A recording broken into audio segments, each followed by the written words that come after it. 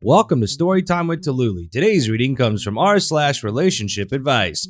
Our first story is titled, Update. I, a 32-year-old male, overheard my girlfriend, a 32-year-old female, tell her sister, a 27-year-old female, that she is dating down, being with me because she makes more money than me and is surprised that I don't have roommates. I make $135K a year, she makes $205K. Wow, first world problems, huh? Alright, let's get started. First of all, thank you for all your comments. When I made this post, I was unsure if I was overreacting. I still didn't want to see 8 months go down the drain, especially considering the fact that we had such a good time together so far. So I really wanted to see what she would say. But I would stick to my views that I wasn't going to be treated as the second tier. Hey guys, decided to update you guys on what went down. I moved back into my apartment and my girlfriend went up to Connecticut to her family's apartment. We talked to each other on the phone. My girlfriend started saying that she misses me and wants to put this behind us. She says that she was being general when talking to her sister, and it's unfair to compare architecture salaries to tech, as architecture is more of an art than engineering. That architecture is a lot about design, while tech is about solving problems. I get annoyed and tell her even if we were at different parts of our career, it doesn't mean you are dating down. Honestly, I was getting more and more upset. I realized that back in the day when I supported her, I really just built up her ego when I used to call her brilliant and talented.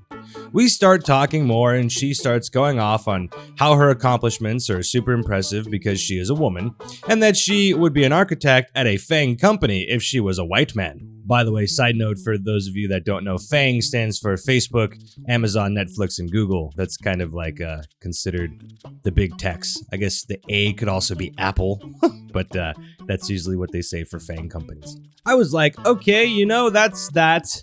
This is not working out, nor will work out. She then says that I wasted her time, that we dated for all this time, and I break up over the smallest thing. She doesn't mind being the breadwinner, that my male ego couldn't handle the fact that a woman was doing better than me. You're both making 6 figures. She's making multi-6 figures. Together, you're making over $250,000 a year. You're both winning bread! I didn't want to fight, so I told her yup. And then she gets angrier, starts saying how she loved me, took care of me, supported me, even paid for me, and this is how I treat her. She then goes off on saying that she did date down. She told me good luck on finding some bimbo that works at a gym. My ex worked at Equinox as a personal trainer, and she was jealous of her.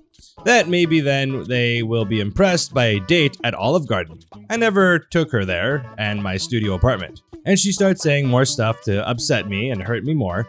I tell her that maybe these guys should take her to Olive Garden instead of these expensive dates. That way, they will have enough money to take her out on a second date after they smashed with her. And this really set her off. I am so glad I got her on FaceTime for this.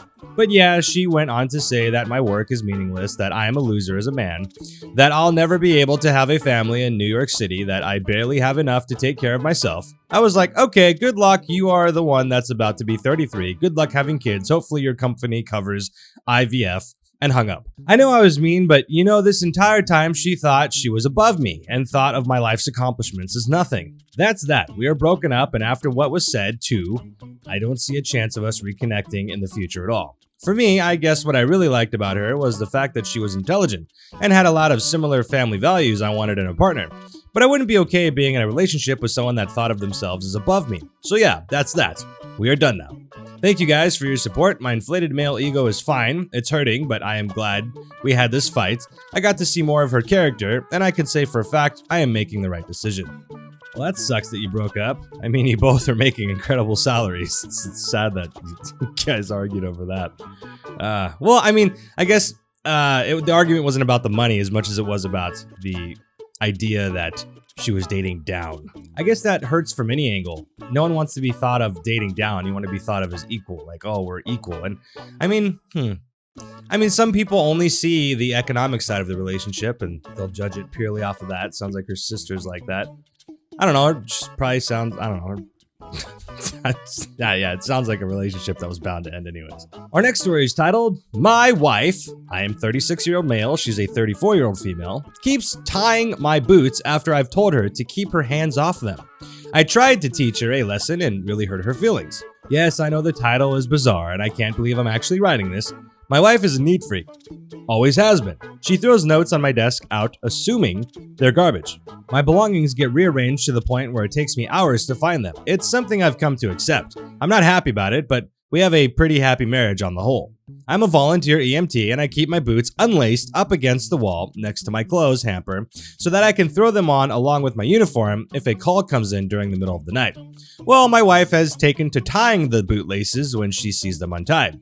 Not only does she tie them, but she tightens them and double knots them to the point where I need to undo the knot, open up the boots, and let a little slack out to fit my feet into them. I ignored it the first few times, but the third time she did it, I made it a point to bring up to her the next day.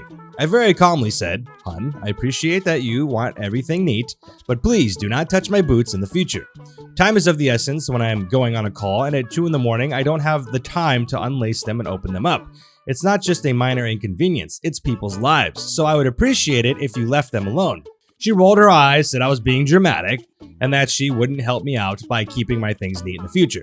Well, she never stopped. No matter how many times I've asked her, told her, begged her, she just laughs and says, "Well, you know how I am." The other night, a page went out for a CPR in progress. I went to throw on my boots, and they were once again tightened beyond recognition. So I'm sitting there on the edge of my bed, cursing, trying to get my boots open, and fumbling due to the stress of the situation. My wife opened her eyes, groggily looked at me and asked, "Don't you need to go on that call?" I know I was in the wrong here, and I regret it. I slammed the boot into the ground and yelled, "Yes, I do. I would have been out the door 5 minutes ago, except some stupid mother effer F with my boots again." My wife got up without another word, walked into the bathroom, and slammed the door. I got my boots open and went on the call. By the time we arrived, the police had gotten her back, so I didn't have to do CPR, but I was sweating and shaking, thinking my delay could have cost a life.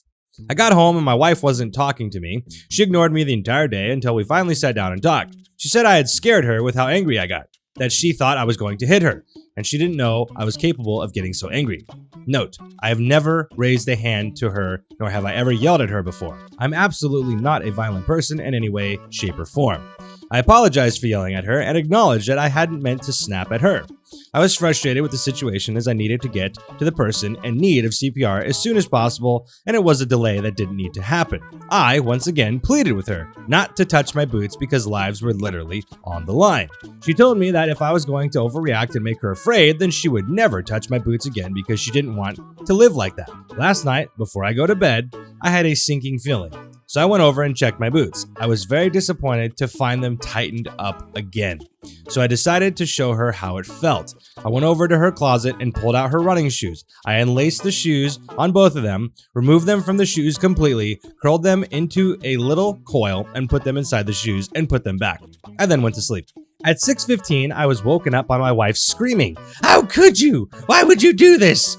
holding up both laces, shoes with tears in her eyes. My wife likes to go for an early morning run, and I knew she would want to get out the door as soon as possible. I smiled and said, "You know how I am. I just like things neat." She continued sobbing and walked out of the room. So by the time she was all laced up again, it was raining, so she missed out on her run. I actually feel pretty horrible about that because I really only wanted to delay her, not ruin her plans completely. At this point, she's alternating between crying that I went out of my way to hurt her and ignoring my presence. I acknowledge that what I've done has been pretty childish and not at all constructive. I just don't know what to do. She said through tears, "You admitted you were totally in the wrong for yelling at me and then you turned around and took it out on me in a different way. What is wrong with you?" The problem is, to her, an apology means taking on 100% of the fault. When I apologized for blowing up, she took that to mean she was 100% in the right and that my feelings were completely unjustified. So at this point, I haven't apologized for ruining her run because she'll take that to mean that she wasn't wrong to touch my boots. I've tried to have these discussions, but it's in one ear and out the other. We have such a good relationship otherwise, but I feel like this issue has reached a tipping point and it's going to continue to result in arguments until we resolve it. How do I make things right with my wife while still letting her know that I won't tolerate her disrespecting my property anymore? Edit. Wow, this blew up. I went through comments for 6 hours last night and I still have 1.8K to get through. I promise you I am reading every one of your comments and appreciate the advice. A couple things to address points that keep getting brought up. My wife has never been diagnosed as having OCD. As an EMT, I'm very careful about labeling someone as having a disorder as I don't have the proper qualifications to make that diagnosis. I do agree that it's time for her to see somebody, get a proper diagnosis, and address these issues. My boots lace up in the front and zipper on the side. They're not a full unzip, but rather an unzip to open them a bit. The way my wife is tying them makes them impossible to get on even with the zipper down. They're weatherproof and great for standing on rough terrain or the highway after accidents. They're only about a year old and were actually a gift from my wife. I've not considered Velcro before. I'm a bit hesitant to do that as I don't know that they wouldn't catch on things or wear out quicker. I've tucked the laces in, but she still tied them up. This is a bit of compulsive behavior on my part. I don't leave my boots in the garage because my mother was a smoker growing up and that's where she would smoke. So I would end up with ashes in my shoes and having them reek of tobacco after. So I developed a habit of wearing them into my home. Also, if I leave them there, they're likely to get moved someplace safe where it will take me even longer to find them. Putting the boots in the closet, she found them and tied them. Putting them under the bed or out of sight, they were found, tied, and moved to the closet. I honestly believe that a footlocker or any other kind of box would get moved to where I would have to wake her up to find it. If it's locked, then my keys are likely to go missing. For some reason, sitting on my dresser is not appropriate, but in the pocket of a jacket downstairs in the closet. I'm likely going to start putting my boots in the car, though I had to laugh at the people suggesting decoy boots. As much as it may seem like it, I'm not living in a spy versus spy cartoon. I'm a volunteer EMT. We respond from home. We don't have sleeping quarters, and I work the overnight shift, so I sleep during my shift, get out of bed when a call comes in, drive to the building, and take the ambulance to the scene. This is typical of volunteer organizations. Paid EMS is more likely to have sleeping quarters or even require EMTs to be in the truck throughout their shift. Community-based EMS is more likely to take 911 calls and respond to emergencies, whether paid or volunteer. Private EMS is more likely to take transport requests such as to and from dialysis or chemotherapy, as well as hospital to nursing facility discharges. To those who have told me that I don't have the right to use the word life-saving on my dress uniform, I have pins for 3 defibrillator saves and 4 for CPR saves. I've crawled into a car wreck to open someone's airway and bag them until we could get them out. While transporting a patient, I recognized signs of internal injury and ordered we divert to a trauma center, where he was put directly into emergency surgery that saved his life. Did I do these things entirely by myself? No, of course not. I would never claim that I was the sole reason someone lived. However, I am, at my very basest level, as vital link in the chain for survival. So while I can't claim people credit for any of these things I've done, I would certainly put a lot of blame on myself if someone didn't live because of something I failed to do. I have a full-time job that I work 8 to 5 Monday through Friday outside of EMS. That is why I volunteer on the night shift. My wife works as a payroll manager for a mid-size office. I earn about $10,000 a year more than her. We've been married for 2 years. While I lived on my own before we were married, she didn't move into the apartment until we got engaged. So I think to her, that was my place, not ours, and she didn't really touch my things. I was with other EMS organization until we moved to a new town after our engagement. When we bought the house, I joined the local volunteer squad as an EMT. My wife regards my job as part of my identity, while she sees the EMS as something I volunteered to do. She would say, "This is my husband, he is job title," not "This is my husband, he is an EMT." Thank you for all the awards on this post. You're all very kind. I appreciate so much that you took the time out of your day to acknowledge things and want to help me. Wow. Yeah, I mean, I think you screaming at her and making her scared and cussing was a bad thing. You recognize that. So, I mean, just, yeah, that's where you screwed up. Everything else, she sounds like, I don't know. It's like she's actively going out of her way to go against what you asked her to do. Like, you asked her not to do it several times and she keeps doing it. That to me is extremely annoying. It's massively disrespectful. If she's causing problems purposely, like, so either she's just kind of, she likes fighting like that. Maybe it's an attention thing, or maybe she does have like some sort of OCD and it's like she can't control it and she has to like do it. Her breaking down that you tried to prove a point doing the laces, that's just overreacting. It just sounds, I don't know. It sounds like she either has something that she needs to see somebody for, or she's just extremely immature and likes to fight about things just to create problems because either she's bored or wants attention. I don't know what to say, but I think her tying your boots after you ask her countless times and getting in fights over it and her continuing to do it just shows that she doesn't care. She doesn't care. That's all it is. She either doesn't care or she has like a condition where she has to do it. It's like a compulsive thing. I don't know. So I would have her go see somebody, because if not, then she just wants to fight. I don't know. It's kind of sad to be in that situation.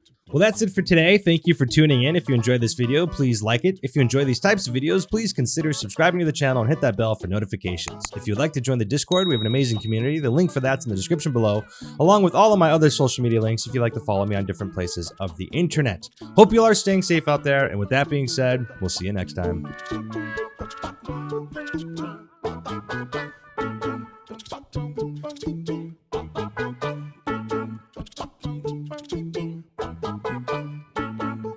you.